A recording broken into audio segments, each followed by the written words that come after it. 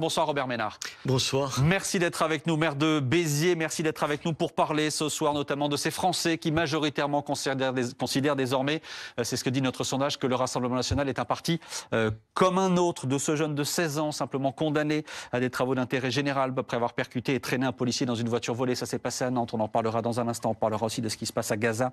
Plein de choses à voir avec vous. D'abord, une dernière information ce soir. Bon, rebonsoir Mathias Tesson, merci d'être là Mathias. Je voulais qu'on parle de Naël ce soir parce que pour la première fois depuis la remise en liberté hier du policier qui est accusé d'avoir tué Naël, on se souvient c'était début juin, eh bien la mère de Naël prend la parole ce soir. Absolument, on va d'abord contextualiser un petit peu. Hier, effectivement, le policier mis en cause dans cette affaire a été remis en liberté sous contrôle judiciaire. Et la maman de Naël, Mounia, par l'intermédiaire du collectif Justice pour Naël, qui est un collectif qui s'est formé peu de temps après les faits, constitué de proches de cette famille ainsi que d'habitants de Nanterre, cette femme prend la parole ce soir dans le cadre d'une vidéo que ce collectif nous a transmis et elle réagit effectivement à ce fait tout de même important dans cette enquête, la remise en liberté de ce policier. Je vous propose d'écouter. Après 4 demandes de remise en liberté, il est finalement relâché. Une véritable injustice. Comment la vie de mon fils peut-elle avoir si peu de valeur pour cette injustice? Quel message est envoyé? Un policier tue un enfant arabe ou noir, devient millionnaire et sort de prison, retrouve sa famille tranquillement pour les fêtes. Moi, je ne retrouverai plus jamais mon fils. Mais je me battrai, je lâcherai rien pour mon fils. Voilà, une maman qui est dans l'émotion, évidemment, et qui confie plusieurs choses donc, dans cette courte réaction. Son sentiment d'injustice, donc qu'elle éprouve après cette remise en liberté. Et elle appelle aussi ceux qui le souhaitent à participer à une marche dimanche à 15h à Nanterre, marche à l'initiative de ce collectif Justice pour Naël. Merci Mathias. Robert Ménard, il y a toujours ce sentiment d'injustice. Dans ces cas-là, là encore, on voit les larmes de cette mère, l'injustice et l'incompréhension face à ce genre de décision. Quand, 4 mois après des faits comme cela, on dit, encore une fois, le procès n'est pas fait, il viendra, etc. Mais on dit à ce policier, bah oui, vous pouvez ressortir de prison. Ça n'est pas compris. Enfin, ce n'est pas compris par elle. Et oui. Je comprends qu'elle ne le comprenne pas. Attendez, je serais à sa place, j'imagine que j'aurais les mêmes réactions. Ça, c'est une chose. Et puis, vous écoutez et vous dites rien. Qu'est-ce que vous voulez que j'ajoute devant une maman qui pleure la mort de son fils? Il n'y a rien à dire. Ensuite, il y a le droit. C'est tout à fait une autre chose. Et aujourd'hui, aucune des raisons qui feraient qu'on devrait maintenir cet homme en prison n'est remplie. Écoutez, c'est juste ça. Moi, je me suis même interrogé sur le fait qu'il soit, à un moment donné, incarcéré. Pour vous, il n'aurait jamais dû l'être. Mais je pense que je pense qu'aucun policier n'est à l'abri d'une mise en examen et doit s'expliquer sur ce qu'il a fait. Ça, c'est une chose. Est-ce qu'un policier doit, à ce moment-là, être placé derrière des barreaux? C'est une autre question sur laquelle on peut s'interroger. Les policiers, ils sont pas des citoyens tout à fait comme les autres. On le sait tous, ils ont des pouvoirs, peuvent vous interpeller, ce que vous pouvez pas faire, ce que je peux pas faire moi. Et je pense qu'aujourd'hui, si on a besoin de la police, il faut qu'elle se sente à l'abri d'un certain nombre de procédures. Pourquoi je dis ça? Parce que je crois que dans cette affaire-là, on le met en détention d'abord parce que les pouvoirs publics pensent qu'il faut calmer les choses à ce moment-là, ce qui n'a rien calmé du tout d'ailleurs. Il y a eu 5 jours d'émeutes. Soit dit en passant. Mais je crois que c'est cette décision, c'est-à-dire qu'on est dans une décision où on n'est pas forcément dans le droit, où on est un peu plus que dans le droit. Mais vous entendez au-delà du chagrin de cette mère ce qu'elle dit. Elle explique que quand un policier tue un enfant arabe ou noir, il peut ressortir après 4 mois de détention provisoire. Voilà ce que dit cette mère. Attendez, qu'il soit arabe et noir, ça n'a rien à voir dans cette histoire-là. Quand un policier tue un enfant, c'est même un problème qu'elle ait ajouté ça. Qu'est-ce que ça veut dire? Ça laisse introduire l'idée que le policier tuerait un enfant parce qu'il est un noir ou arabe. Enfin, vous plaisantez. Qu'est-ce qui permet de dire ça?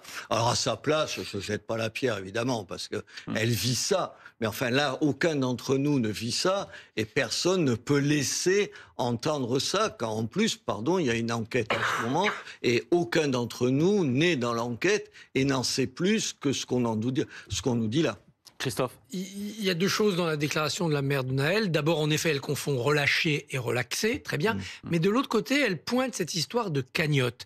Est-ce que vous, ça ne vous gêne pas que, quelles que soient les raisons profondes de ce qui s'est passé, que l'on soit innocent ou coupable au terme du processus judiciaire, qu'il y ait un aspect financier? Il y a des gens qui sont victimes d'erreurs judiciaires, ils font des mois ou des années de prison, ils sont moins indemnisés que ce que va recevoir à travers cette cagnotte le policier ou son entourage. L'aspect financier, on le précise, 1 600 000 euros. L'avocat disait ce matin qu'effectivement l'argent avait été touché par le policier et sa femme, qu'il avait été perçu, mais il n'y touchait pas. Il ne voulait pas dépenser cet argent. C'est ce que disait l'avocat. C'est pas tout à fait ça. Il n'a pas le droit. Il ne touche pas parce qu'il n'a pas le droit, parce qu'il y a une procédure contre les gens qui ont lancé cette cagnotte. Non, essayons d'être juste précis. Parce parce que la famille de Nahel a attaqué, notamment pour escroquerie, celui, Jean Messia en l'occurrence, qui avait lancé cette cagnotte. Est-ce qu'il faut interdire ce type de cagnotte? Attendez, la deuxième chose, c'est qu'il y a une cagnotte pour Nahel aussi. Oui. Alors la question est, est-ce qu'il faut faire des cagnottes comme ça? Je ne le crois pas. Je crois qu'il y a la justice. Pour ça, essayons d'être sur le droit.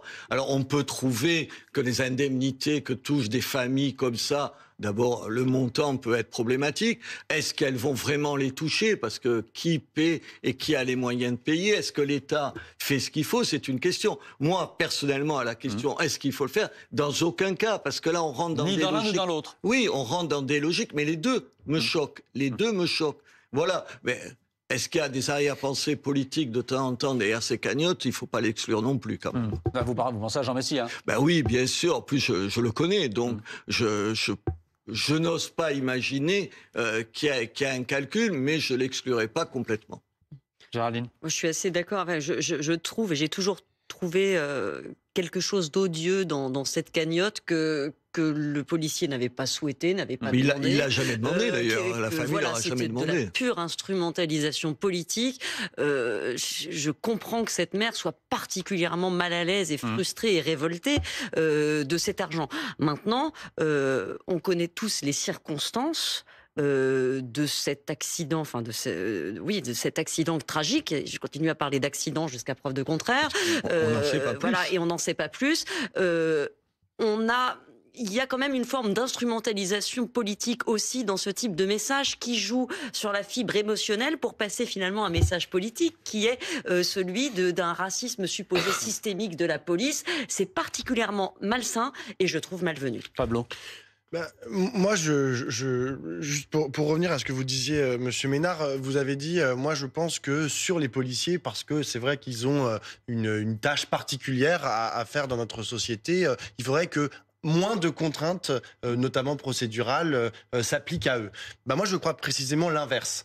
Et précisément parce que aujourd'hui, ils sont sujets à des soupçons de la part de plusieurs parties de la population, précisément pour reprendre les mots de Géraldine, qu'il y a un racisme systémique dans la police. Et donc, de se dire, précisément parce que il y a ce soupçon de la part de certaines minorités qui vivent dans les quartiers populaires que la police est raciste de façon systémique, alors les contraintes, notamment que la justice puisse faire son travail dans le cas de cette enquête après de ce que Géraldine parlait d'un accident tragique. Moi, je parle d'un assassinat tout aussi tragique. Mais jusqu'à preuve, l'assassinat, c'est un sens judiciaire. Jusqu'à preuve du contraire, accident aussi. Mais je vois pas pourquoi Géraldine elle aurait le droit de dire accident et moi pas assassinat. Parce que les éléments pointent. Disons tragédie. Non, les éléments pointent rien du tout. Il n'y a pas eu de. Disons tragédie. On est face à un drame.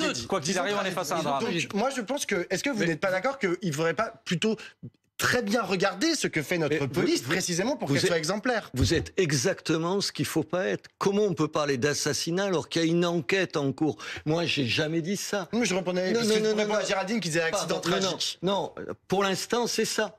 Pardon, tant qu'il n'y a pas une enquête qui débouche sur quelque chose, c'est exactement ce qu'on n'a pas envie de faire. Tout à l'heure, je disais, il y a peut-être une instrumentalisation dans la cagnotte pour le policier, mais je pense aussi qu'autour de cette dame et de son malheur, peur, il y a une instrumentalisation et vous en êtes l'exemple même de propos, et oui, de propos qui vont au-delà de ce que vous pouvez dire. Moi, je ne me prononce pas sur une enquête n'ayant aucun élément. Mais vous n'avez aucun élément. Très bien. Alors vous ne dites pas un certain nombre de choses. Revenons sur les policiers, la contrainte à les policiers. Moi, je ne souhaite pas que des gens comme vous, qui a priori estiment qu'il y a du racisme systémique dans la police, puissent se permettre ça. Et je ne souhaite pas que la police soit l'objet et paye le prix de positions aussi, qui me semblent aussi effarante que ce que vous venez de dire. Aussi effarante que ce que vous venez de dire. La politique, Robert Ménard. Oui, on va attendre que justice se passe. Là, vous faites le travail à la place. Ah non, certainement pas.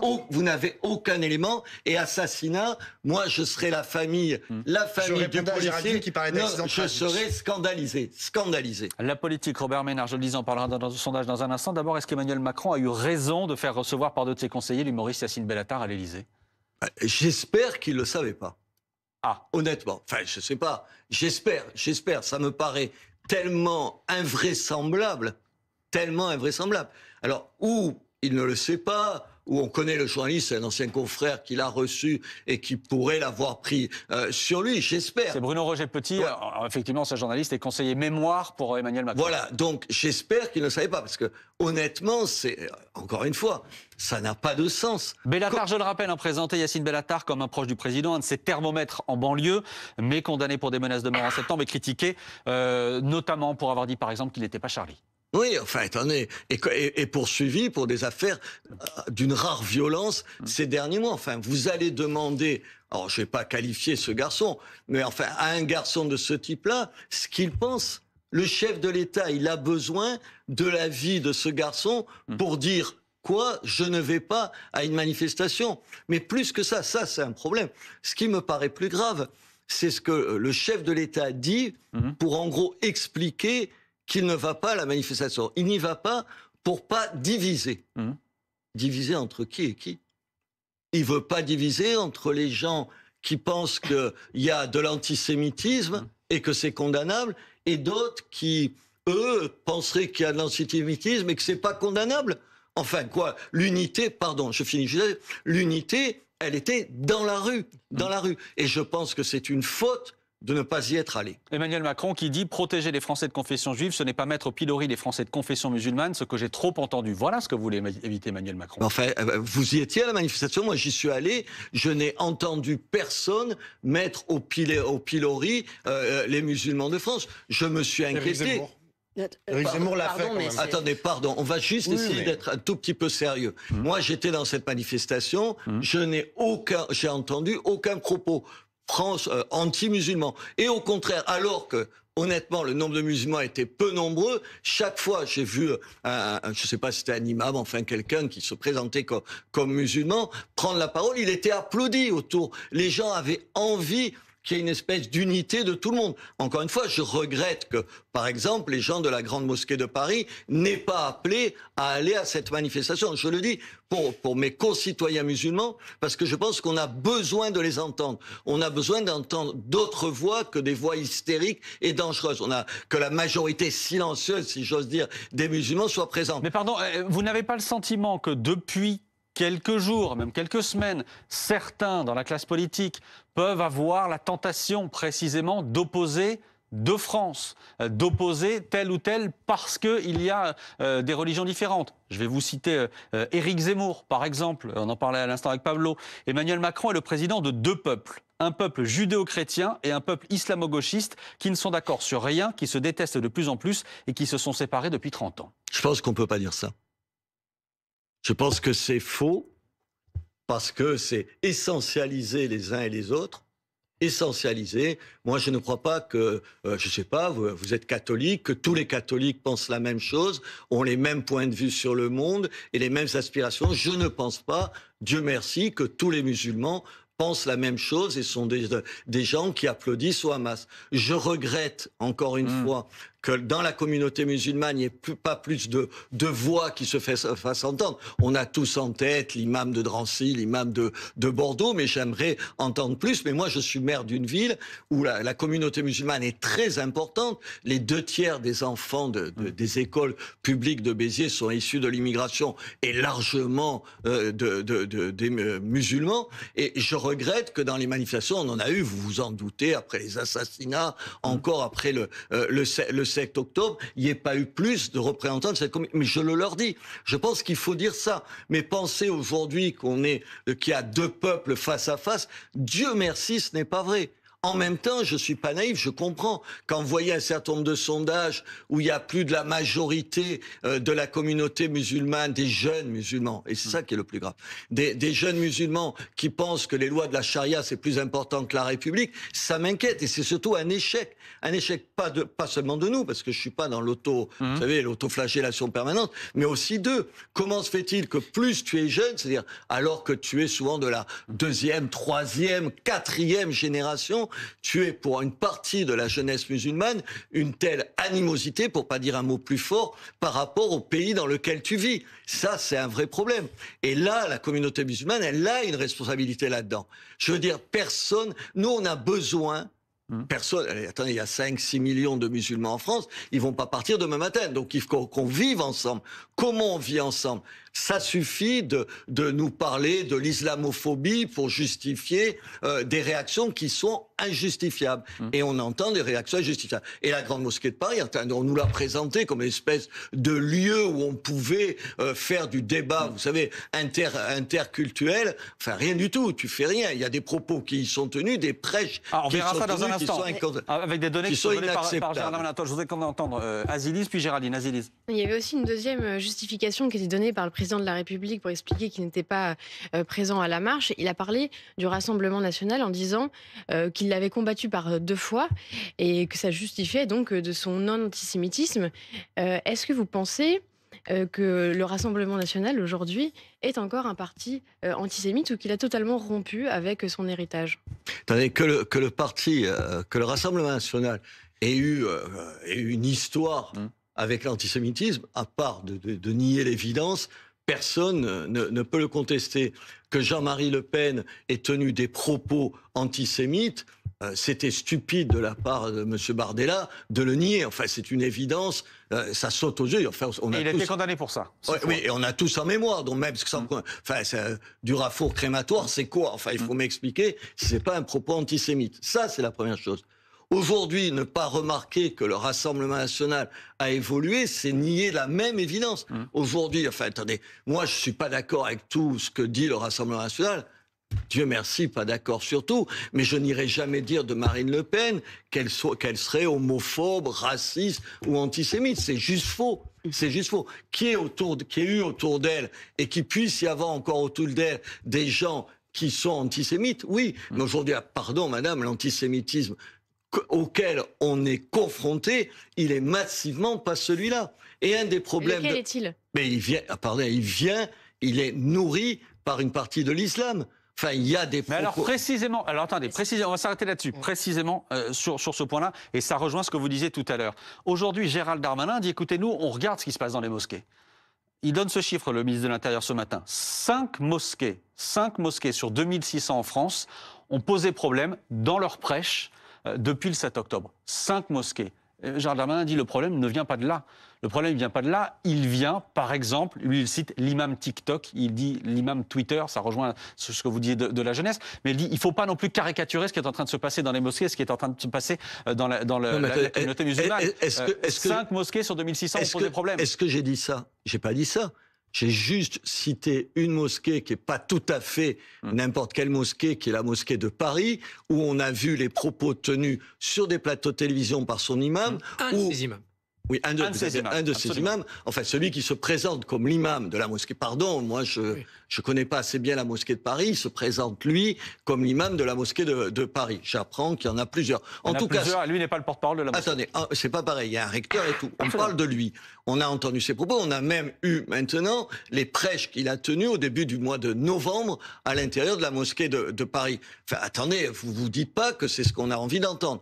Mais bien sûr, attendez, les jeunes dont je vous parle, ceux qui m'inquiètent, cette jeunesse musulmane qui confond la France et ce qui se passe entre Gaza et Israël, entre les Palestiniens et les Israéliens, sans même rien savoir de ça. T'as pas besoin d'en parler en les écoutant pour comprendre qu'ils ne savent pas de quoi ils parlent. C'est vrai, c'est un vrai problème. C'est un vrai problème qu'il y ait une majorité de cette jeunesse qui aujourd'hui préfère la charia aux lois de la République. Ça me fait froid dans le dos. Je n'ai pas envie de ça. J'ai pas envie. Mon problème, c'est comme maire d'une ville, comment je combats ça ? Comment je le combats ? Pas en montant les uns contre les autres, mais en imaginant. Mais comment vous les ramenez alors, Géraldine ? Mais les ramener comment ? Monsieur, comment vous les ramenez ? C'est la question. Moi, j'ai pas la réponse à ça. Le débat qu'on a ce soir est l'illustration de l'énorme erreur d'analyse que fait finalement Emmanuel Macron et de son erreur stratégique. Le simple fait de savoir qu'il s'informe auprès de Monsieur Bellatar de ce que serait l'état des banlieues, mais c'est à mourir de rire. Le lien de Monsieur Bellatar avec les banlieues est plus que distendu. Il vit pas du tout en banlieue, il vit dans le quartier des Abbesses à Paris, où les loyers sont très chers. Enfin, il n'a aucune idée de ce que pensent les banlieues, Monsieur Bellatar. Et à l'Élysée, comme on n'a pas de contact, on n'a pas trop de réseau, on se dit tiens, on va lui demander. Et ça veut dire qu'on va élaborer une pensée en fonction du préjugé qu'on se fait de ce que les musulmans penseraient. Et on en arrive à ce qu'Emmanuel Macron dise finalement, je ne veux pas diviser. Donc, pour ne pas diviser, je ne peux pas prendre parti contre l'antisémitisme, ce qui est positivement délirant. Ouais, sauf que vous ne pouvez pas dire je ne peux prendre parti contre l'antisémitisme. Il a dit clairement, Emmanuel Macron, évidemment qu'il était contre. Enfin, ça paraît une évidence totale. Il n'est pas allé marcher, mais il a évidemment montré qu'il combattait l'antisémitisme. C'est bien ce qu'il a dit. Et la deuxième partie de sa phrase, c'était en plus, si j'y allais, mon pauvre ami, des manifs, j'irais toutes les semaines. Comme si cette cause, ce combat universel était finalement un parmi d'autres. Donc, il a commis cette erreur, mais je pense tout simplement par déconnexion et par indécision, et sans doute parce que lui-même n'a pas une opinion très ferme, ni très arrêtée sur une question qui devrait justement tous nous rassembler. Et si ça ne nous rassemble pas, c'est bien parce que le président lui-même échoue le premier à montrer l'exemple. Honnêtement, moi j'aurais attendu plus de lui, ce que j'ai essayé de dire tout à l'heure, mais moi j'ai pas son autorité évidemment, appeler la communauté musulmane à venir manifester. C'est ça son rôle.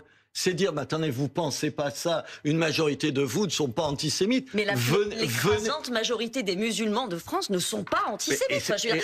On en vient à avoir des discussions. Absolument. Et à prononcer des phrases, des évidences comme ça qui paraissent... Oui, mais pourquoi il l'a pas fait ? Pourquoi son rôle ça aurait été de dire, venez là, votre place elle est là. Pas de dire, je n'y vais pas.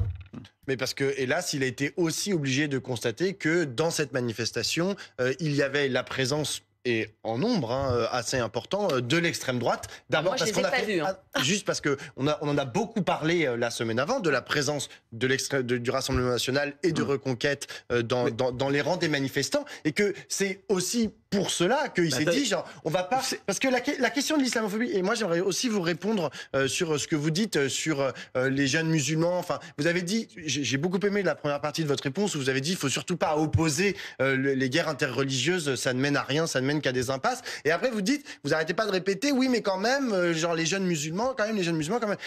Quand on regarde les études, alors justement quand on regarde les études sur les questions de l'antisémitisme notamment qui sont produites tous les ans par la Cour nationale consultative des droits de l'homme, c'est très intéressant. on voit que l'antisémitisme de façon massive vient plutôt de l'extrême droite. Et que ça ne change pas. Ces 20 dernières années, c'est l'extrême droite. Et d'ailleurs, qui sont aujourd'hui les plus grands promoteurs de l'extrême droite? Dans la CNCDH. Si. Vous dites Et que la thèse du nouvel antisémitisme qui voudrait faire du musulman le premier des antisémites est faux. Et la deuxième chose qui est importante, c'est que qui sont aujourd'hui les deux plus grands promoteurs de l'antisémitisme, notamment sur les réseaux sociaux? C'est pas les imams, c'est pas les machins, c'est Dieudonné et c'est Alain Soral. Voilà les deux principaux promoteurs. Ils font des millions de vues quand ils font des vidéos Twitter. Que les racines intellectuelles de l'antisémitisme à l'extrême droite soient encore actives, je suis tout à fait d'accord avec toi. On dit résiduel, c'est un mauvais terme, il faudrait dire germinatoire. Très bien. Maintenant, il faut regarder les actes quand même. Qui a tué les enfants dans l'école aux Aratora de Toulouse? C'est un type d'extrême droite. Qui a tué Sarah Halimi? C'est un type d'extrême droite. Tous les actes antisémites ne sont pas ces crimes abominables et terroristes. Tu ne peux pas donner l'impression qu'aujourd'hui, le problème de sécurité pour la communauté juive, c'est un problème lié à l'extrême droite. Il existe, mais le problème principal, c'est ce qui vient de l'islam politique. Mais je suis désolé, depuis le 7 octobre, les actes antisémites, c'est pas des meurtres. Ils sont graves. Quant aux millions de vues sur les réseaux sociaux, si tu cumules tout ce qui vient, et parfois en langue arabe ou en turc, de l'étranger sur les réseaux sociaux, tu vas dépasser largement, sans nul doute, Soral. Par ailleurs, je n'ai pas noté que Dieudonné et Soral, qui sont des personnages abominables, et des chaînes de télévision à l'étranger qu'on peut capter ici. Donc attention, remets les choses dans l'ordre. C'est pas parce qu'on dit que l'islam politique est la principale source aujourd'hui de danger antisémite qu'on minore ce qui vient des néo-nazis. Bien sûr, celle demeure toujours. Robert Ménard, pour répondre à Pablo. Trompe pas.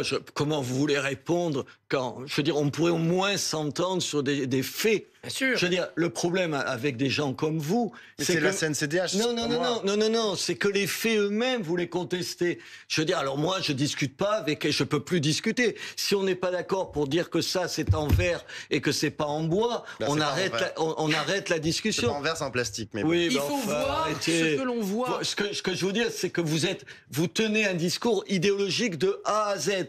Premièrement, c'est-à-dire vous niez ce que tout le monde constate. Mais il n'y a que vous qui ne voulez pas le constater parce que vous avez des œillères idéologiques. Ensuite, sur le Rassemblement national, mais moi je suis sidéré de votre attitude. Moi, je ne suis pas macroniste. Mais quand M. Macron prend une décision positive pour mon pays, j'applaudis des deux mains. Je trouve que c'est très bien. Et je le fais tout le temps. Si le Rassemblement national évolue, qui ici, à part vous, parce que vous êtes dans une position qui est invraisemblable, qui ne pourrait pas s'en féliciter? Moi, que le Rassemblement national, aujourd'hui, quitte un terrain qui a été le sien quand il a été créé, je trouve que ça, c'est formidable. Quand Marine Le Pen... Et oui, je sais, ça vous écorche la gorge. Je ne le crois pas. Quand Marine Le Pen... Attendez, Marine Le Pen, vous pouvez encore une fois lui faire plein de reproches. Elle rompt avec son père, ce qui n'est pas tout à fait rien. Elle le met dehors du parti qu'il a créé. Mais moi, attendez, pardon. Je trouve que c'est formidable. Je suis pas d'accord avec elle sur plein d'autres choses. Je peux dire qu'autour d'elle, il y a encore des gens qui sont antisémites. Oui, je les connais pour un certain nombre d'entre eux, mais je trouve qu'il y a une évolution de ce parti que j'applaudis. Et pas parce que je suis proche du Rassemblement national, parce que j'aime mon pays et que je trouve que chaque fois qu'on devient plus raisonnable, qu'à droite comme à gauche, on prend des positions mieux pour mon pays, je m'en félicite. Mais on va revenir à Marine Le Pen. On va revenir à Marine Le Pen dans un instant. Mais je commence à recevoir pas mal de messages de personnes qui me disent j'écoute ce qui est en train de se passer sur ce plateau et je suis heurté. Encore une fois, j'ai plusieurs messages comme ça, notamment parce que vous avez dit, Christophe Barbier, heurté qu'on puisse, comment dire, faire le lien entre la communauté musulmane en général et, par exemple, ce qui a pu se passer avec Mera et compagnie. Comment leur faire porter cette responsabilité-là? Mais je ne fais porter aucune responsabilité. Vous comprenez que ça puisse être insoutenable à entendre pour l'extrême majorité des musulmans. Les musulmans ne sont pas islamistes, mais les islamistes sont musulmans. Les premières victimes des islamistes, c'est les musulmans. Ils sont pris en otage par le Hamas à Gaza et ils sont pris en otage par les terroristes qui, au nom d'une déformation de l'islam, commettent des attentats. Ce n'est pas la faute des musulmans, c'est pas non plus la faute des victimes, c'est un fait géopolitique et idéologique mondial. C'est tout. Le meilleur service à rendre aux musulmans, c'est de les débarrasser des islamistes, tous, les terroristes, comme les imams fallacieux. Pour faire ça, il faut quoi? Une république intransigeante et il faut l'aide des musulmans. Que les musulmans, la communauté musulmane de France et ses hiérarques, dans une religion aussi qui n'est pas organisée, qui n'a pas de clergé, ce qui rend pas les choses faciles, nous disent... Oui, on est d'accord avec vous. On en a assez des islamistes qui non seulement galvaudent, détruisent, font honte à notre religion, mais dont on est les premières victimes, que ce soit en Syrie, en Irak ou en France. Mais vous voyez, le problème, c'est qu'on parlait d'antisémitisme et de lutte contre l'antisémitisme, et là, tout d'un coup, on est en train de dire, le problème, c'est que les musulmans ne s'organisent pas contre l'antisémitisme, qui est exactement ce que voulait éviter Emmanuel Macron, et c'est la raison pour laquelle il n'est pas allé à la manifestation, parce que ce type de discours est tenu sur les plateaux télé depuis dimanche. Non, on est en train de parler justement de la carence d'explication du président Macron qui, plus il s'explique sur son absence, plus il s'enfonce. On dirait Hidalgo sur Tahiti. Et quand il vient nous dire « j'y suis pas allé parce que je voulais pas qu'on donne l'impression que c'était une manifestation aussi contre les musulmans parce que le RN était là », une majorité de Français est d'accord avec lui. C'est lui, oui, justement. Mais un président ne doit pas toujours être en accord avec une majorité de Français. Il doit leur dire « non, vous vous trompez, on va tous être contre l'antisémitisme ». Je sais bien qu'il y a des arrière-pensées partout, mais on ne s'arrête pas aux arrière-pensées le dimanche 12 novembre, elles reviendront plus tard. Le combat politique reprendra. Là, stop, c'est juste contre l'antisémitisme et on doit tous être là, moi le premier. Voilà ce qu'il aurait dû dire. Voilà. À partir du moment où il a supposé des arrière-pensées qui lui ont fait douter on tire la pelote et il faut qu'on avance. Il faut qu'on avance. D'un mot vraiment, Azilis. Juste un mot. Moi, depuis le début, je me dis pourquoi est-ce qu'on ne va pas chercher les voix musulmanes puisqu'on ne les entend pas? Est-ce qu'on leur donne suffisamment la place sur nos plateaux de commentateurs? Et quand on va les chercher, moi j'ai constaté avec l'imam Mamoun qui a nié ces actes antisémites, quand on demande au recteur de la Grande Mosquée est-ce que les musulmans étaient suffisamment présents à la marche, il explique qu'il fallait non pas faire une marche contre l'antisémitisme, mais contre toutes les discriminations. Et ça, je trouve que c'est déjà problématique dans l'approche.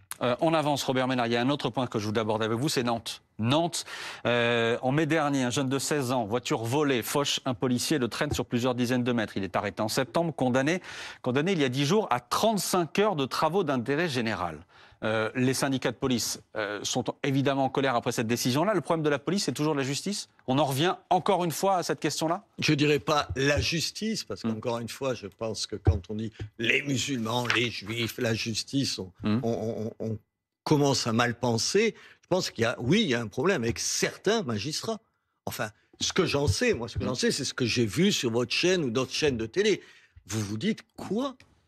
Je ne savais pas que les travaux d'intérêt collectif... Attendez, moi j'en fais dans ma mairie, vous avez compris, je reçois un certain nombre de jeunes garçons ou de jeunes filles, en général c'est des jeunes garçons et des jeunes filles, qui ont fait des conneries, des choses condamnables, et où on les fait bosser. Je trouve que c'est pas une mauvaise idée. Mais c'est pas ce qu'ils font là.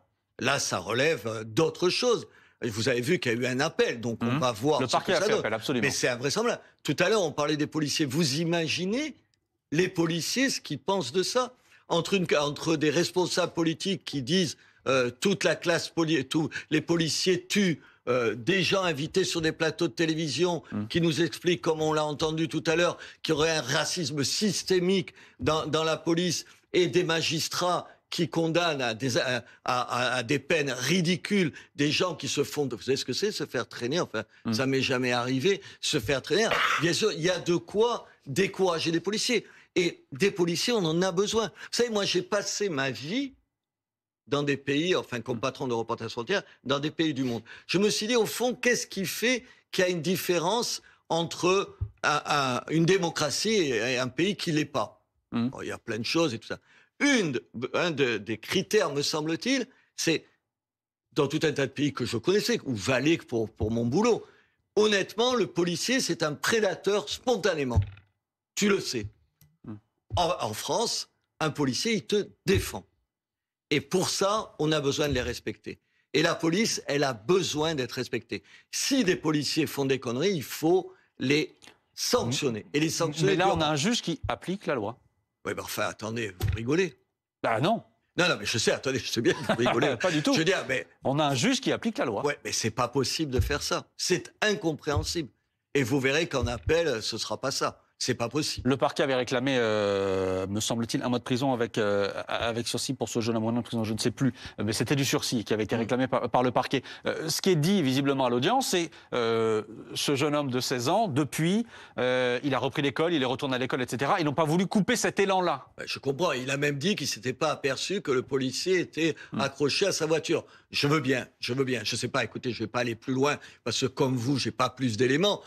comme n'importe qui, je me dis, c'est pas possible. C'est pas possible que quelqu'un, même si après il est retourné à l'école et tout, il n'ait pas une sanction plus importante. Je vous rappelle que même de la prison avec sursis, ça vous empêche pas d'aller à l'école. De façon annexe. Donc, tu peux pas. On le dit, il y a des moments où il faut dire les choses. Moi, je vois dans ma ville, moi je suis maire, je vois un certain nombre de choses, un certain nombre de gamins qui ont l'impression qu'ils sont à l'abri de vraies sanctions. Moi, je veux expliquer, je dis pas qu'un mineur de moins de 13 ans et vous, qui avez un certain âge, vous avez le même degré certain âge, pas dit un âge certain. Un degré de... Il l'a pas mal pris. Vous voyez ce que je veux dire? Un degré de... Vous n'êtes pas jugé de la même façon. Mais je ne supporte plus, je vais vous dire quelque chose, je ne supporte plus de voir des espèces de gamins qui baragouinent un français de je sais pas quoi, me dire seulement comme mot quand je les prends au collet et que je leur fais une remarque, je suis mineur. Mais quoi? Parce que mineur, ce serait, vous avez compris, dans leur tête, on leur a expliqué que mineur, tu es à l'abri de toute sanction. Et non. Tu n'es pas à l'abri de toute sanction.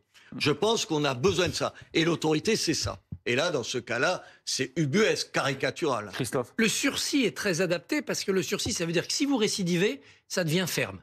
Et donc, vous vivez avec une épée de Damoclès qui vous oblige à faire attention à votre comportement. Et c'est là que la maturité se construit. Si vous sortez en n'ayant rien ou pas grand-chose, vous vous dites « permis de recommencer ». C'est une sorte d'impunité. Je l'ai fait, j'ai pas été puni. Pourquoi je recommencerai pas? C'est là où la vocation pédagogique de la justice doit être prise en compte par les magistrats. Mais tous les magistrats sont pas laxistes et tout. Ce n'est pas vrai. Non. C'était 1 an de sursis qui avait été réclamé par le parquet. Oui, moi je voudrais juste vous rappeler quand même un article du Code pénal parce que je trouve que vous attaquez de façon très violente et très virulente cette décision de justice qui a été prise par un magistrat, que vous avez dit le magistrat qui a pris cette décision, c'est n'importe quoi, etc. Donc je vous rappelle cet article du Code pénal 434-25.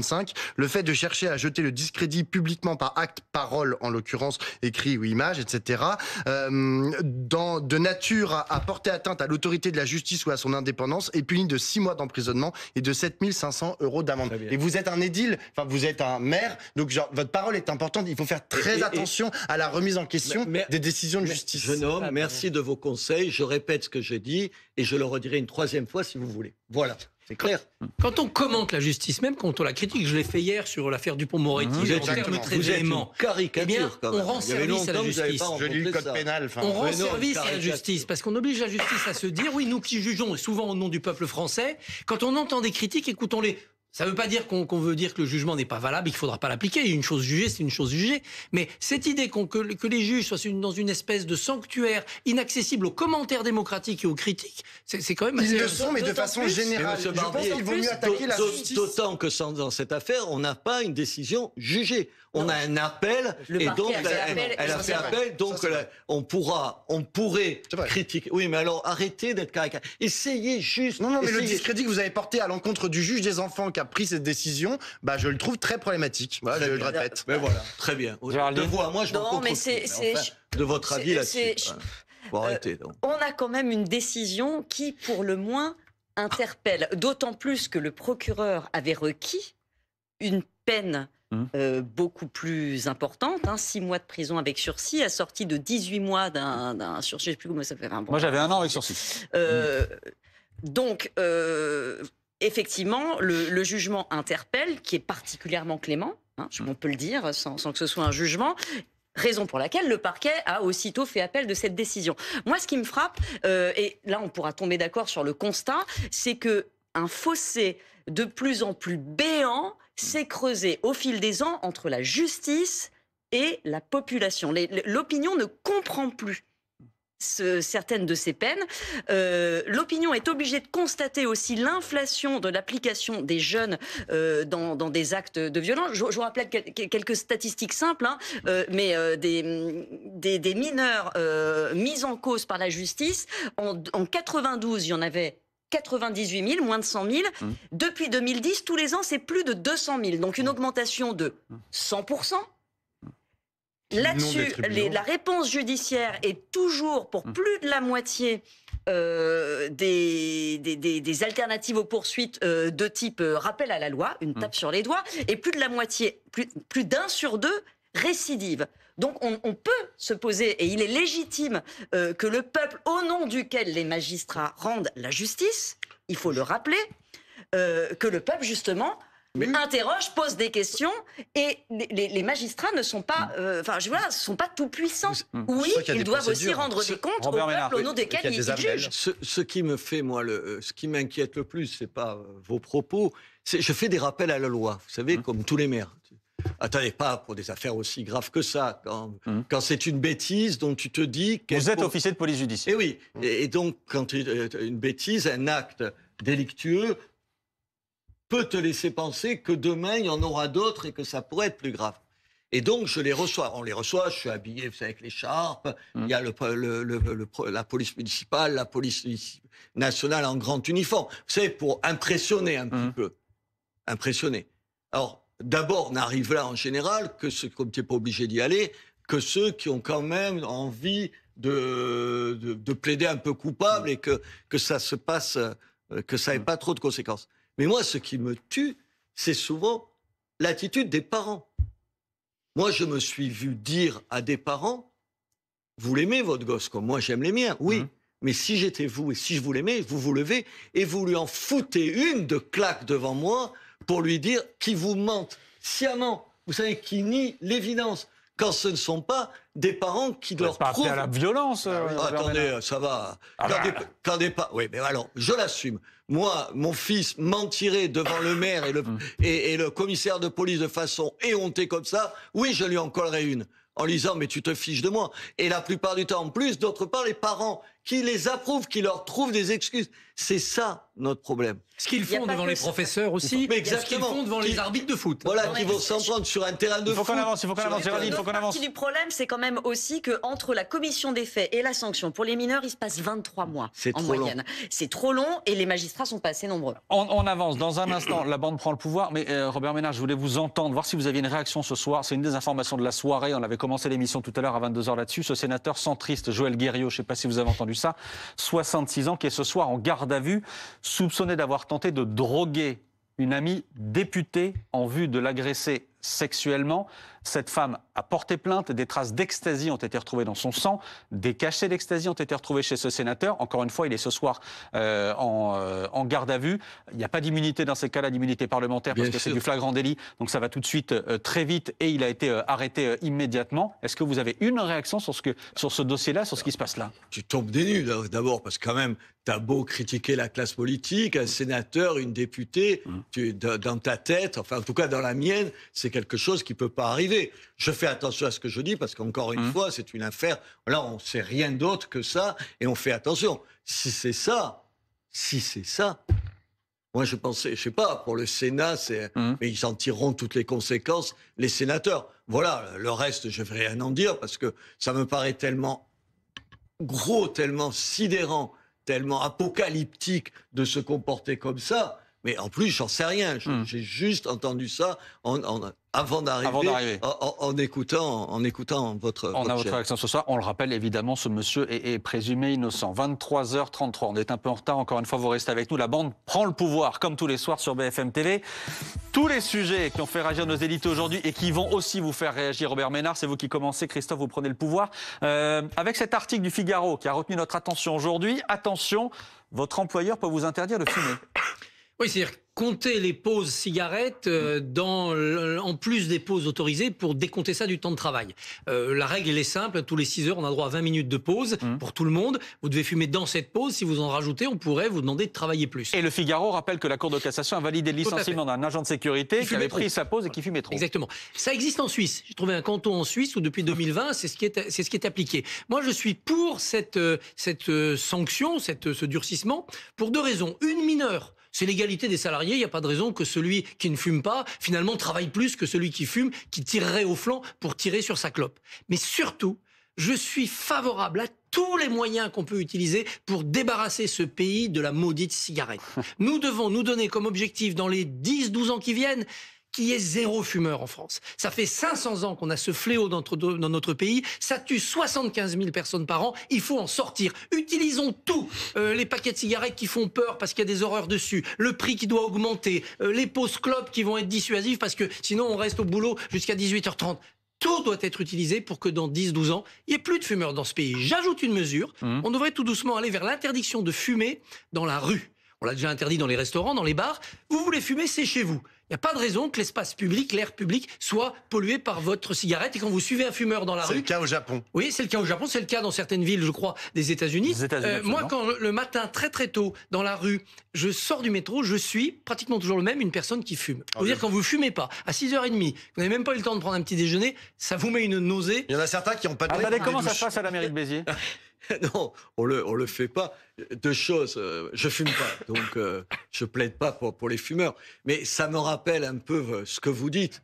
Vous savez, c'est plus que je sais quel ministre, c'est Griveaux, je pense, qui avait dit. Vous savez, ces types qui fument des clopes et qui roulent au diesel. Faites attention, et j'aime beaucoup ce que vous dites, mais faites attention, là, de ne pas être dans une... Je ne les traite pas de ringards ou de populants. Est-ce que vous êtes cohérent vous seriez cohérent si vous disiez, OK, on interdit la cigarette, et je vous suis, la voiture, ça tue. Et surtout l'alcool. Plus d'alcool, fini, pas de vin. La voiture, c'est souvent pour les gens une nécessité de le prendre. Et l'alcool, je suis pour aussi, mais après, l'alcool, c'est exactement pareil. L'alcool, c'est des millénaires de civilisation. La cigarette, c'est 500 ans. C'est là qu'on voit que vous n'êtes pas cohérent. J'ajoute une chose. J'ai vu des médecins dire une consommation très modérée d'alcool, notamment de vin rouge, peut être bénéfique pour la santé. Non, Je n'ai jamais vu un médecin me dire une consommation très modérée de cigarettes, c'est bon pour la santé. Je suis sûr que c'est pour les mêmes études. Mais sur le fond, je suis d'accord avec vous, mais déraciner quelque chose qui est depuis des millénaires, parce qu'on plantait de la vigne dans ce pays et du houblon avant même que ça s'appelle la France. Ça sera beaucoup plus difficile que la cigarette qui est arrivée des États-Unis, enfin d'outre-Atlantique, il y a 500 ans. Non, je comprends la logique, mais attention à une espèce d'hygiénisme qui ferait qu'on va légiférer sur tout. Il faudrait tout interdire. Je ne veux pas légiférer. Je veux que ça soit un petit effort. peu là, vous dites. Non, je veux que ça soit un effort collectif et que les gens soient d'accord. Interdire, c'est un peu légiférer. Ah bah oui, on est d'accord. Les gens seront d'accord. Écoutez, on va faire une votation stupide pour les SUV. On pourrait faire une votation dans les communes. Non, c'est pas le sujet. Et surtout quand on voit le prix du paquet qui ne cesse d'augmenter, ça ne permet pas de baisser le nombre de fumeurs et ce sont toujours les mêmes qui... Et les clopes deviennent un produit de luxe. Sont victimes de ça, c'est un problème. Ça fait de la contrebande. Ce sont ceux qui roulent le diesel. Il y a quand même moins de fumeurs qu'il y en avait un petit peu. Et avant de donner le pouvoir à Pablo, je rappelle cette mesure qui n'est pas encore entrée en vigueur, mais qui a été mise sur la table par le Premier ministre britannique, qui était de dire on va reculer tous les ans, d'un an, l'âge légal pour acheter les cigarettes. Ce qui fait qu'on va aboutir assez rapidement à une génération qui n'aura jamais eu le droit d'acheter des cigarettes. Et on va éteindre la cigarette comme ça en quelques dizaines d'années. Ce sera terminé dans notre pays. Faire exploser la contrebande. Mais Bon, ça c'est. Allez, vous prenez le pouvoir. Rien à voir, Pablo Piovivien. 6 ans après la mort de Johnny, un inédit est sorti aujourd'hui. Ça s'appelle Un cri. On l'écoute et on en parle juste après. Ce que je suis, je l'ai arraché à la vie. Ce que je suis qu'un cri. Ce que je suis, je l'ai arraché à la vie. Je vais lire simplement ce qui est sur l'écran. Un inédit de Johnny, on en pense quoi, Pablo? Vous êtes un grand fan de Johnny. Ouais, moi je suis un très très grand fan de Johnny. J'ai beaucoup pleuré à sa mort il y a 6 ans, donc genre, vous imaginez bien que je suis ravi qu'un nouveau titre sorte à titre posthume.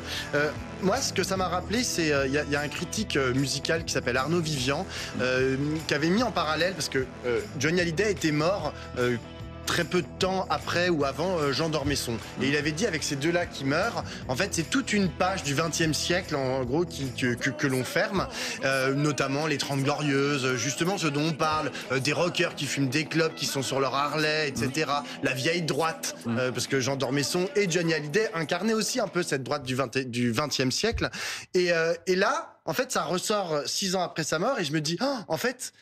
C'est un spasme en fait de cette droite-là. C'est-à-dire qu'elle n'est pas tout à fait morte, elle est encore là, elle peut rebondir, elle nous rappelle, on se souvient des 30 Glorieuses. Bon, c'est peut-être un peu tiré par les cheveux, mais genre, mais moi c'est ça que ça me rappelle. Je me dis genre, Tiens, aujourd'hui, c'est la droite Wauquiez, la droite Ciotti, les machins. j'espère justement genre qu'il y ait une l'hygiénisme de logique. Christophe Barbier et de beaucoup de gens, les Ah intelligences oui, là, avec artificielles. Johnny, effectivement, on en est très loin. Et là, on revient en fait à un espèce Je de trouve ça truc un peu nostalgique. Robert Ménard. C'est terrible. Le début de votre intervention, je me suis dit, finalement, un mec qui aime Johnny, il n'est pas Mais j'aime fondamentalement Johnny. mauvais. Mais j'aime Je me Johnny. suis dit, je me trompe sur ce garçon. Et non, Mais- il Ça va très revient bien, hein. sur ces vieux shows. C'est incroyable. Vous êtes jeune. Mais j'adore et Johnny, vous hein, êtes, enfin. et vous êtes vieux dans votre tête, comme on l'est depuis. Je veux dire, vous savez, ces vieux communistes que tu trouves, dont tu pensais qu'il en restait quelques-uns et que tu protèges parce qu'il y a peur que ça disparaisse. Finalement, vous êtes. Vous avez pas envie de parler de leur Johnny épigone. Non, ouais, moi j'adore Johnny, mais je ne le ramène pas à ce que vous dites là sur les spasmes de la droite. Géraldine, Mon Dieu, c'est le une dernier caricature. inédit de Mais Johnny. heureux, Laetitia enfin, dit, elle n'aura pas c'est d'autre heureux après. de ce Non, spasme, pardon, c'est un spasme heureux, hein. vous y croyez qu'il n'y en aura pas d'autres? Ah, Je c'est sais ce que pas. dit Laetitia Hallyday. C'est purement mercantile, c'est pas le titre le plus réussi. D'ailleurs, si on l'a pas connu, c'est parce qu'il était plutôt raté. Donc Sur le il a dernier plutôt album, il écarté. n'en avait pas voulu à l'époque. Alors, c'est drôle parce que c'est vraiment, là, c'est un acte exclusivement, purement et uniquement mercantile pour faire de l'argent. C'est une opération Mais si, commerciale. Mais c'est pour C'est que une Madeleine Johnny de vive Proust, encore. C'est une Madeleine de Proust. Exactement, Et je suis c'est pour que ravie. Johnny vive encore. Ravi que Pablo applaudisse.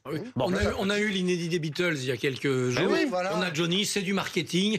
Il y a des fêtes, faut faire des cadeaux. Chic, tant voilà. mieux. Finalement, le capitalisme a du bon. Oui, et le rock C'est tue pas moins que que du Tout à fait fine, capitalisme. ma foi. Johnny, c'est pas que du et capitalisme. le rock Allez, and roll et le c'est blues aussi- tuent moins que la cigarette. Je sens que vous allez adorer ce qui vient. Dans un instant, on parlera du glyphosate avec Géraldine. Mais d'abord, Azilis, c'est vous qui prenez le pouvoir avec cette grande enquête dans le Figaro sur ce que les jeunes sont prêts à faire comme geste pour la planète. 1 sur 2 n'est pas prêt à modifier son mode de vie. C'est ce qui ressort de cette étude. 27%, par exemple, refusent de renoncer au voyage. Et ce qui est intéressant, c'est qu'en même temps, 37% des jeunes interrogés déclarent être favorables à la cause environnementale. Donc en fait, je me suis demandé en voyant ces chiffres, est-ce que ma génération, puisqu'il s'agit de la mienne, et la génération Z, celle qui suit, est-ce que nous sommes des hypocrites ? Parce que, en fait, ceux qu'on voyait manifester dans la rue pour le climat, je ne sais pas très bien ce que ça veut dire, mais en fait, ce sont ceux aussi qui utilisent, et j'en fais donc partie, le plus leur smartphone, qui sont responsables de 4% des émissions de gaz à effet de serre. Et en fait, j'ai conclu qu'on était tous hypocrites parce qu'aujourd'hui, personne ne souhaite polluer. Nous considérons, nous avons compris, nous ne sommes plus climato-sceptiques, que l'impact humain était réel. Mais alors, que faire? Parce qu'en fait, nous ne sommes pas des êtres vertueux. L'être humain n'est pas vertueux par essence. Donc, la seule façon de limiter ces trajets en avion qui polluent ces 5% quand même d'émissions de gaz à effet de serre, ce n'est pas rien. Et au sein de ces 5%, c'est 70% qui sont des vols commerciaux que donc vous et moi utilisons. Et qu'est-ce qu'on peut faire? Alors Jean Covici, il dit qu'il faut un quota, 4 trajets dans une vie. Moi, je trouve ça un peu liberticide, ça me gêne un petit peu. Et puis je me dis, mince, j'ai déjà dépassé mon quota. Robert Ménard va Mais- s'évanouir sur son Ah oui, plateau. c'est vrai que là, en on est direct. très liberticide ce soir. Et à Amsterdam, qu'est-ce qu'ils font? Ils ont un nombre de quotas par jour de vol. Donc ça permet de limiter sans empêcher les gens directement de le faire. Et autrement, on peut aussi essayer de favoriser le train pour tout ce qui est vol intérieur. C'est ce qu'une loi avait déjà prévu cette année. Mais c'est quand même compliqué. Et donc, on sait que c'est une planification écologique qu'il faut et qui doit permettre aux gens d'employer d'autres moyens Robert de Ménard, transport. comment vous venez à Paris de Béziers? En avion. J'allais dire, vous n'avez pas honte. Non, je prends l'avion, je travaille, c'est ce qui va le plus vite. Je suis maire. C'est combien en train? C'est quoi la différence pour savoir? 1 heure en avion, un peu plus de 4 heures en train. Et oui, en termes de prix, c'est pas plus cher l'avion? Pas plus cher. Aujourd'hui, les vols sont pas plus chers. C'est un des Mais ça, problèmes. c'est un le enjeu, bien TGV. sûr. Bah, voilà. Le TGV. Non, juste moi, j'étais intéressé par ce que vous disiez, mais je le prendrais sous un autre angle. C'est l'hypocrisie dont ce que vous avez commencé à le dire, qui est le nôtre. Moi, je connais tout un tas de gens, vous leur dites, vous êtes pour le logement social, je prends un autre domaine. Ah ben bien sûr, attendez, le logement social pour tout le monde. Moi, je suis maire, je dis, on va mettre des logements sociaux à côté de chez vous. Là, plus personne n'est pour. Je veux dire, les gens, ils sont... Attendez, mais c'est le boulot de maire. Les gens, ils te disent, les gens roulent trop vite en ville. On va mettre vous savez, des dodanes. Très bien. Moi, ma question, c'est où je le mets dans l'avenue? Parce que comme ça fait du bruit. Ah là, plus personne ne le veut. On est toujours, vous savez, dans cette société, tout le monde est vertueux. L'école, moi, la gauche me dit... Il faut essayer d'être cohérent. Moi, j'ai arrêté de prendre l'avion. Mais vous êtes parfait. Non, J'étais pas là- du tout. Enfin, Mais j'ai j'essaie quelqu'un- de me démerder pour pas prendre Mais l'avion. vous êtes formidable, mais je ne dois pas être aussi formidable que Non, vous. Je n'en il n'y doutais avait, pas. il y avait aucun jugement de valeur. Non, mais je je sais dis bien. juste qu'à un moment donné, par rapport à ce que vous dites, moi, j'essaye, et encore une fois, je ne suis pas parfait, je fais plein de choses mal, etc. Mais sur ce point-là, j'essaie de me mettre en cohérence avec l'idée que je me fais de il faut qu'on fasse tous des efforts, et Voilà. on est un peu... Mais moi, j'ai entendu les écolos m'expliquer qu'il vaut mieux prendre un vélo que sa voiture. Je suis absolument d'accord. Un SUV, je ne vais pas venir sur le débat parisien. Dans ma ville, il n'y a pas de transport en commun comme ça. Quand tu tu travailles à 10 bornes, évidemment, tu prends la voiture, tu fumes au volant. Justement, la et question, elle est c'est de encore mettre en rapide. place ces Le transports. gouvernement a publié un sondage avant-hier, il y a 2 jours, justement, il travaillait sur la sobriété, qui était très intéressant, qui dit que 83% des Français, ils sont d'accord, ils trouvent que les gens consomment trop, 83%. Et qu'on leur demande, et vous, ils disent, 73%, eux, ils pensent que pas du tout, ils consomment moins que la moyenne. Donc vous voyez bien que ça...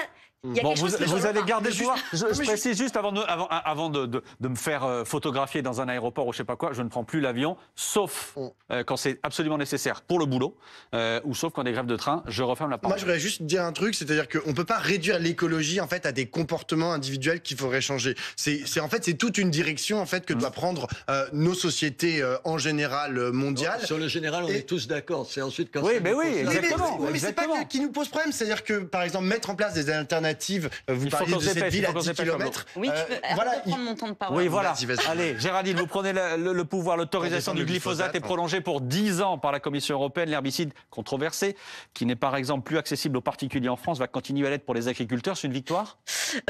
En tout cas, il est plus controversé. Voilà, il l'est c'est l'état toujours. du droit. Alors en France, et uniquement en France, et c'est ça qui m'a beaucoup fait rire. Aujourd'hui, on a vu cette espèce de flambée complotiste dans tous les médias français. Quand on écoute nos médias en France, et uniquement en France, les Français, on a le sentiment qu'ils pensent que l'ensemble des agences sanitaires du monde entier conspirent avec Monsanto et l'agro-industrie pour les empoisonner, pour empoisonner les peuples avec la complicité des affreux politiques. C'est absolument délirant. Et l'émoi qu'on entend dans les médias, encore une fois français et pas dans les autres pays, il est à la mesure de la désinformation qu'on a eue depuis des années, depuis 10 ans sur ce sujet, depuis qu'en 2015, une agence, le Centre international de recherche sur le cancer, basé à Lyon, Qui dépend de l'OMS. a classé, qui est indépendante de l'OMS. Oui, mais qui est rattaché à l'OMS. Alors, justement, a classé le glyphosate comme cancérogène probable, c'est-à-dire au même titre que la viande rouge, l'eau chaude ou les lampes à bronzer. À la suite de cet avis, toutes les agences sanitaires et les autorités sanitaires du monde entier, y compris l'OMS, ont revu leurs données et elles ont dit quoi? Toutes unanimes, ben non, en conditions normales d'utilisation, il n'est pas cancérogène, pas génotoxique, pas reprotoxique. C'est important d'en parler parce que ça montre à quel point l'opinion publique est complètement démunie face à une information qu'elle ne comprend pas, face à une information qu'elle ne maîtrise pas et vulnérable à toutes les manipulations. Et cette manipulation en France a été Géraldine, massive. Vous dites que c'est franco-français. L'Autriche n'en voulait plus non plus. par exemple. L'Autriche n'a pas d'agriculture, c'est facile. L'Autriche n'en voulait plus non plus. Et par exemple, il y a eu d'autres études Luxembourg. menées par l'INSERM, par exemple, qui disaient que précisément, il y avait un doute, notamment sur les lymphomes. Non, je vais vous l'expliquer. Qu'il y avait un doute, ça augmentait L'opinion le et risque. vous-même ne comprennent pas le rôle d'une agence sanitaire et comment il travaille, la méthodologie. L'agence sanitaire, l'EFSA, a étudié 2500 études, dont 1 millier d'études parfaitement indépendantes, et elle statue sur les conditions normales d'utilisation. C'est 90 experts qui ont travaillé pendant 3 ans, le travail le plus massif sur la question. L'INSERM, c'est un collège de 12 experts qui se cooptent, qui ont regardé le même corpus d'études. C'est pas quantitatif, les comparaisons qu'il je faut dis faire. simplement sur la méthodologie. Mais La justement, les méthodologie méthodologies sont n'est pas pas les mêmes. la même que je vous explicite. La science n'est pas un régime de vérité absolue. L'EFSA prend des études, écarte... On est au Non, bout. non, je le dis parce que c'est important. L'EFSA écarte des études quand elles portent sur des formulations dont on ne connaît pas les détails. Les coformulances, elle les écarte, elle dit on ne peut pas travailler sérieusement. L'INSERM est plus large dans son On acception. ne pourra pas voir le débat, on est au Surtout la bout. On est majorité au bout, on est au bout. des études qui viennent des D'un industriels. mot, Robert Ménard. un mot. L'INSERM aussi Robert L'INSERM Ménard, d'un aussi. mot. Sans rentrer, je suis à peu près d'accord avec ce que vous dites. Surtout le glyphosate, nos nos compatriotes agriculteurs, ils disent mais il n'y a pas de problème, on arrêterait à condition que vous nous prêtiez, que vous nous trouviez. C'est ce qu'avait une promis Emmanuel alternative. Macron en 2017. Il n'y a pas d'alternative.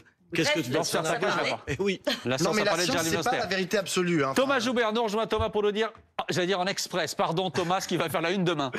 Très vite, demain, il va falloir faire attention au vent, surtout si vous habitez dans le sud-est. Ça va souffler encore avec la dépression Frédérico qui continue de traverser le pays.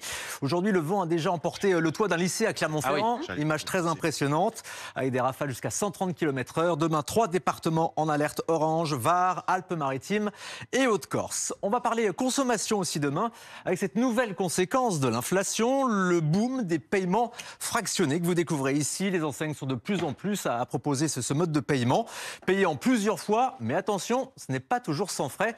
On en parlera de cette tendance demain à 6h45 dans Première Édition sur BFM TV. Et puis, autre tendance que vous découvrez à la une du Parisien, la folie collagène. Cette protéine se décline désormais en gélules, poudre, smoothie et même en glace. C'est une protéine qui a des vertus anti-vieillissement. Il y a plein de stars qui en font la promo, mais certains médecins crient à l'arnaque. Le smoothie collagène. Merci beaucoup Thomas Joubert, merci à la bande d'avoir été avec moi et merci beaucoup Robert Ménard d'être resté avec nous ce soir en direct sur BFM TV. Merci à vous.